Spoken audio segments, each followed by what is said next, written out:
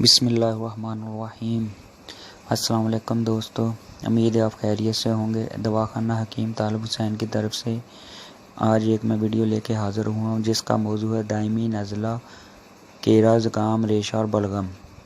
سردیوں کی آمد ہے۔ میرے جن دوستوں کو نزلہ، زکام کی اور ریشے کی شکایت رہتی ہے، یہ انہی کو پتہ ہے کہ ان کی سردیاں کیسے گزرتی ہیں، کس تکلیف سے گزرتی ہیں۔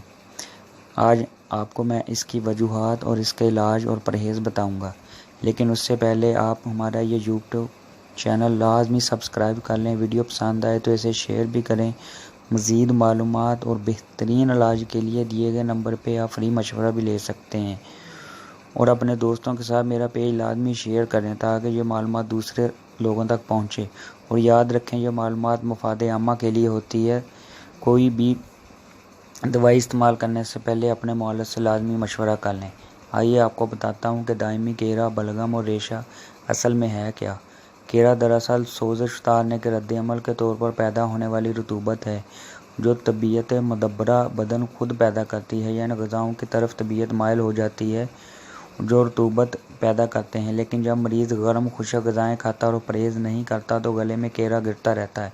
بالخصوص بادی چیزیں جیسے چاول، سرخ مرچوں والے کھانے اس کی مقدار بڑھا دیتے ہیں۔ رات کو کھانے کو حلق کے ذریعے پھیپھڑوں میں چلا جاتا ہے۔ غذا کے الٹ پھیر سے پھیپھڑوں میں جم کر کھانسی پیدا کرتا ہے۔ کیرا گلے میں ریشہ گرنے کو کہتے ہیں، جس کی رنگت کبھی زردی مائل، کبھی سفیدی مائل، کبھی سبزی مائل ہوتی ہے۔ صبح اٹھنے پر حلق ریشے سے بھرا ہوتا ہے، تھوکنے سے ہلکا ہو جاتا ہے لیکن کراہت سی آتی ہے۔ بعض اوقات کیرا اتنا بڑھ جاتا ہے کہ سانس لینے میں بھی مسئلہ بنتا ہے۔